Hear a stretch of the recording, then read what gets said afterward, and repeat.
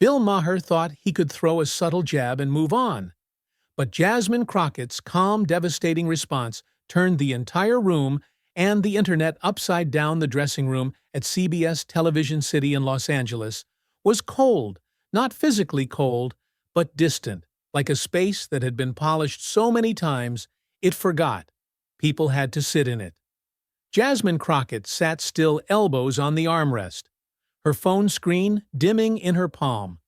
A young assistant had just walked out, politely reminding her she had 10 minutes before she was on real time with Bill Maher. She took a breath, not to calm nerves. This wasn't her first time on national TV, but something about this one felt off. Maybe it was the call she'd gotten 2 days ago from her comms director, who said the tone of the invitation felt loaded. "They're calling it a discussion on polarization and civility," her comms director had warned. "But if Maher goes where I think he might, they're going to bait you. Just be ready." Jasmine hadn't answered right away. She was used to panels that started with handshakes and ended with smirks. This wasn't new. What was new was the silence when she arrived.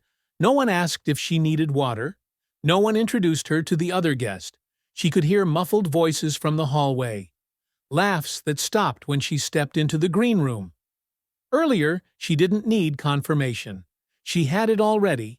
Her assistant, Reese, leaned through the door 2 minutes. Jasmine stood, adjusted her blazer, powder blue clean lines, no flash, and looked at herself in the mirror.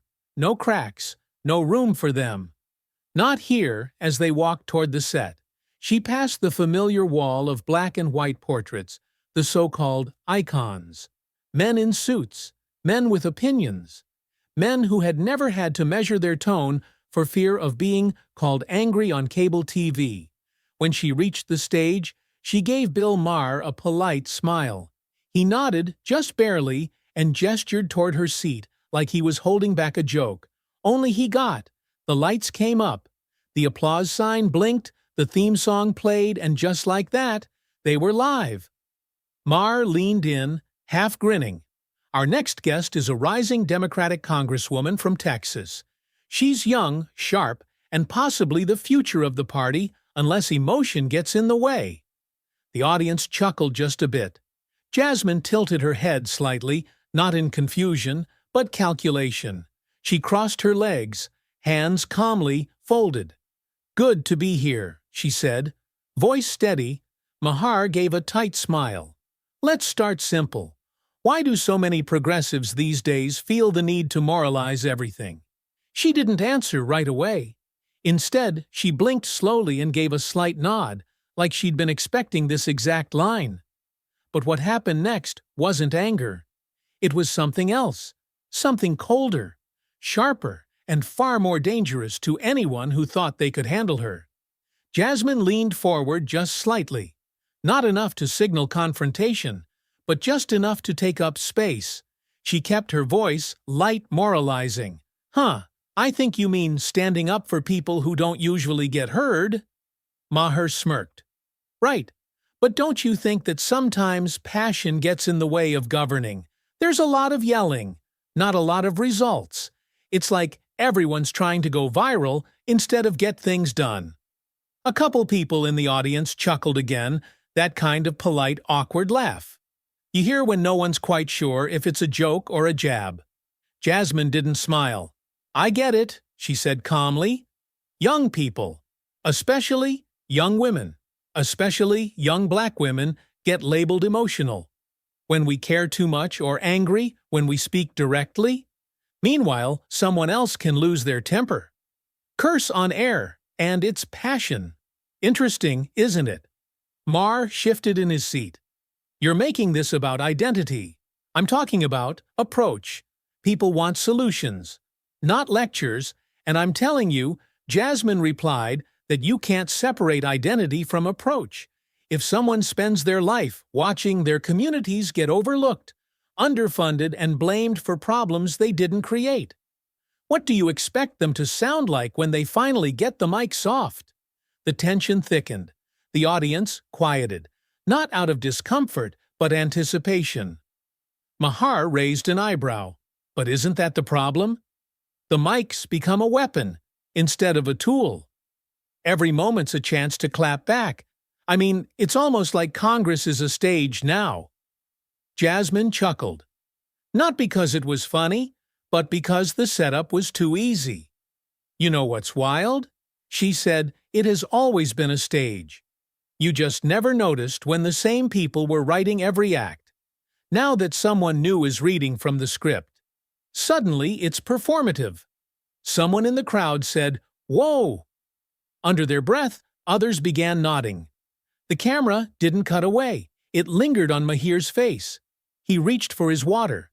Okay, so let's take the emotion out of it. Policy-wise, what's actually being done? That depends.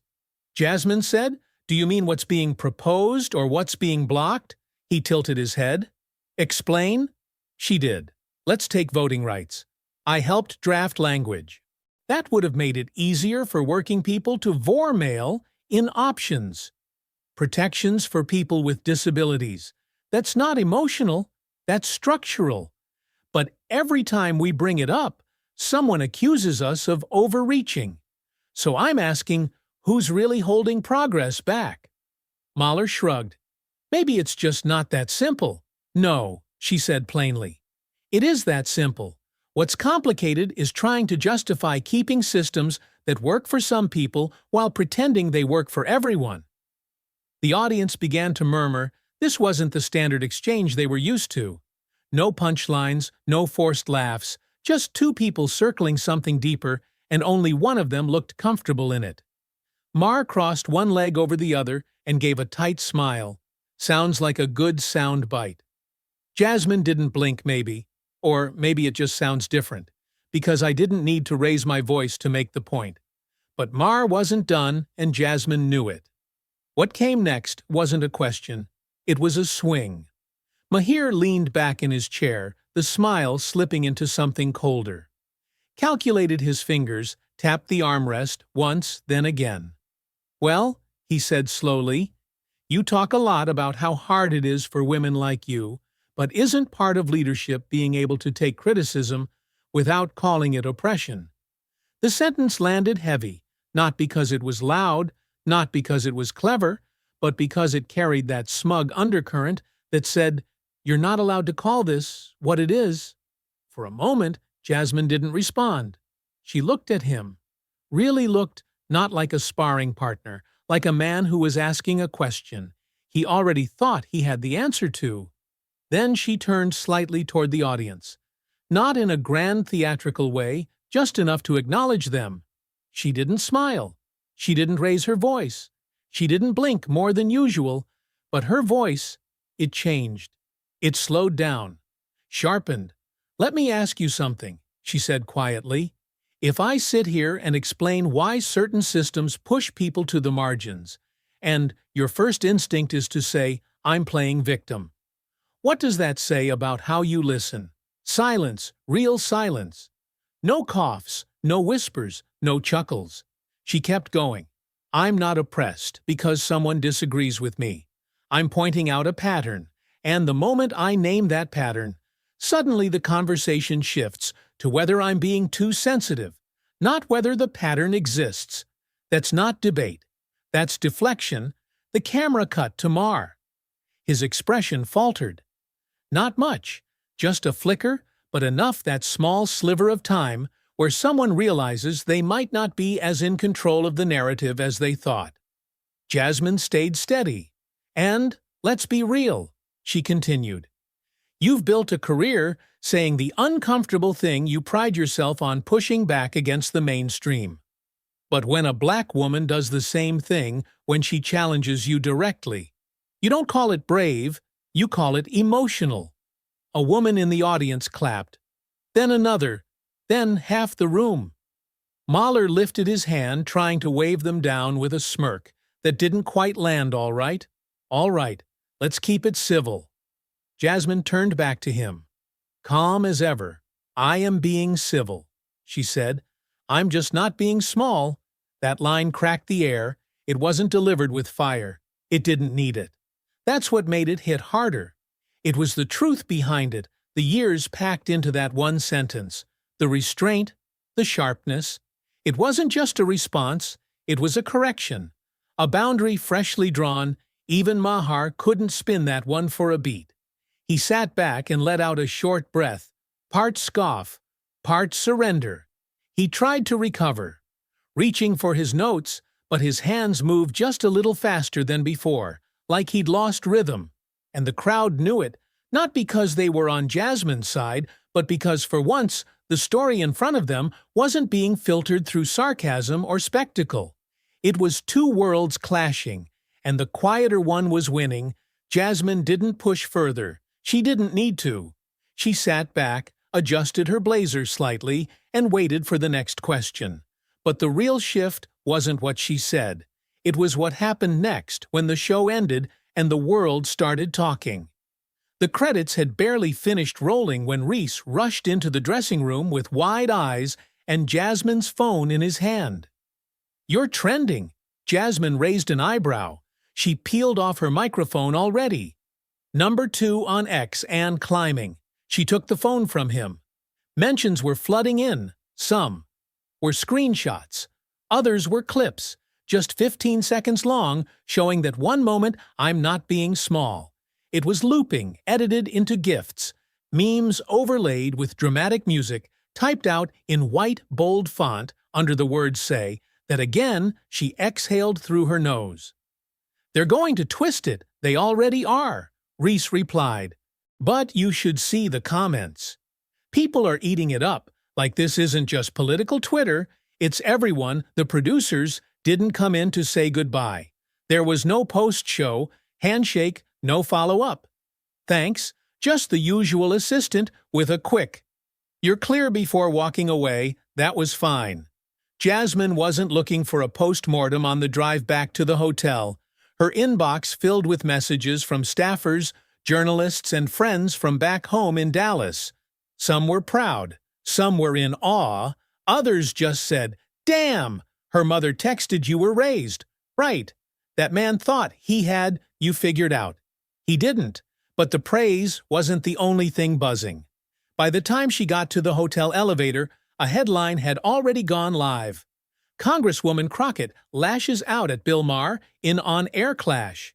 She stared at it, shook her head, once then handed the phone back to Reese. Lashes out. She muttered every time a woman sets a boundary. "It's violence." Reese didn't say anything. He just pressed the elevator button and looked down upstairs. Jasmine finally took off her heels. The quiet of the hotel room felt heavy but familiar. She flipped on the muted news, only to see her own face on the screen talking without sound. A panel of talking heads debated whether she went too far. One of them said, "This is why Democrats struggle. They alienate people with this tone." Another countered, "She didn't raise her voice once she was surgical." Jasmine didn't listen long. She sat down, rubbed the arch of her foot, and reached for the remote. But just as she was about to power the TV off her phone, vibrated again. This time, a call, unknown number, Washington, D.C. area code. She let it ring twice before answering. "This is Jasmine," a male voice on the line. "Calm, controlled, Congresswoman Crockett. This is Ed Ramos at CNN. We'd love to have you on tomorrow morning for a segment. Just to follow up on your appearance tonight." She didn't respond right away. "I'll have my team get back to you," she said eventually. "Thanks." After she hung up, Reese asked, "You want me to say no?" Jasmine leaned back in the chair, looking at the darkened city outside. "I want you to say, 'We'll think about it,' because that was the truth." She didn't need to rush into another mic, another headline, another table of people waiting to misread her on purpose. She wasn't running from it. She just didn't want to be a moment. Not when she was building a movement across social media. People were quoting her, not with hashtags or slogans, but with something deeper. Some wrote about their own workplaces, how they'd been told to smile more, talk less, not take things so personally. Others shared how they were raising their daughters to speak without apology. It wasn't just politics anymore, it was personal. Jasmine scrolled through a few more posts. Most anonymous, some not one, stood out, a selfie of a high school girl from Columbus, Ohio, holding up a sticky note with Jasmine's quote, written in Sharpie. "I'm not being small," but the wave that was building around her didn't stop at applause by morning. The backlash was coming, and it was louder than ever by 7 a.m. The headlines had multiplied. The word "clap back" was in half of them. Fiery exchange, Congresswoman torches. Mar the usual flair of digital sensationalism, but underneath it all was something more. Telling the split cable news panels picked it up. Morning radio weighed in podcasts released. Emergency episodes, some called Her Brave Others.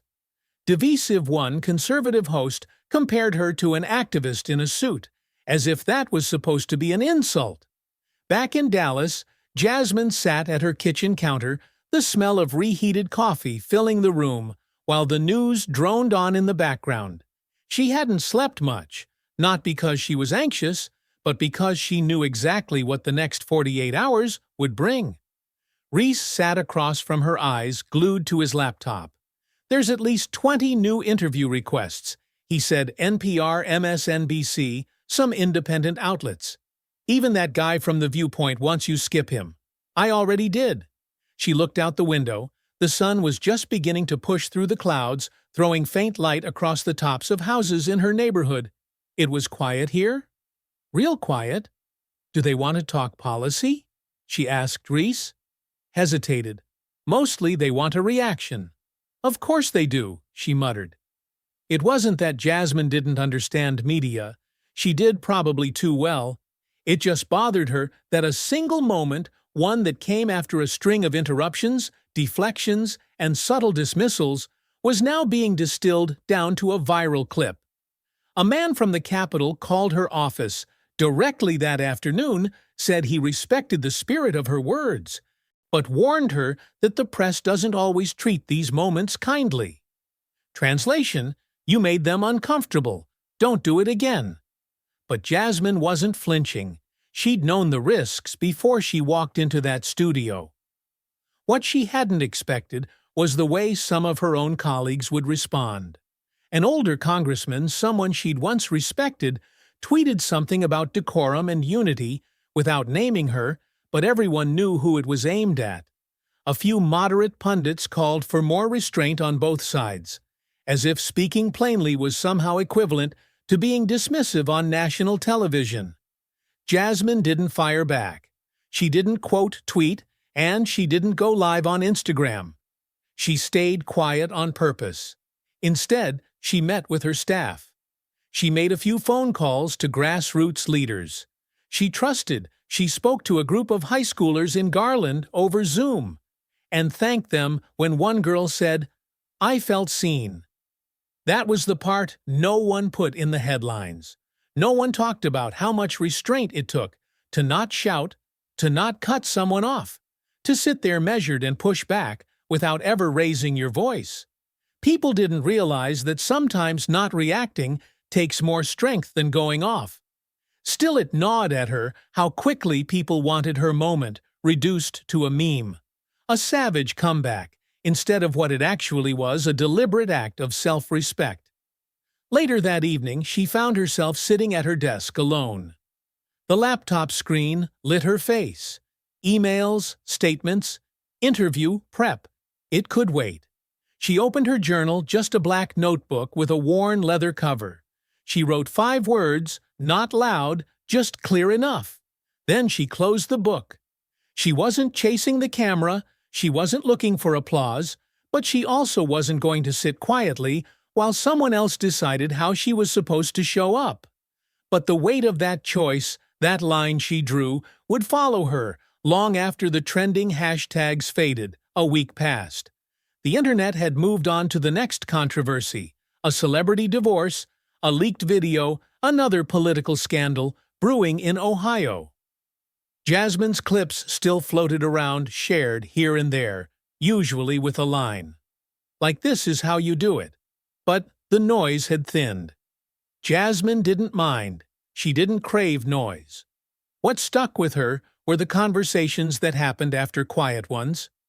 Real ones, like the woman in her district mid-50s, worked in admin at a public school, who pulled Jasmine aside at a town hall in Mesquite and whispered, "I've sat in meetings where men spoke over me for years. You said the thing I never could." She smiled, but there was a sadness in her eyes. "I just wish I'd said it sooner." Or the retired pastor from Longview who called her office and left a voicemail. "I didn't agree with you, but I respected how you carried yourself." That's how grown folks should talk. Keep speaking plain.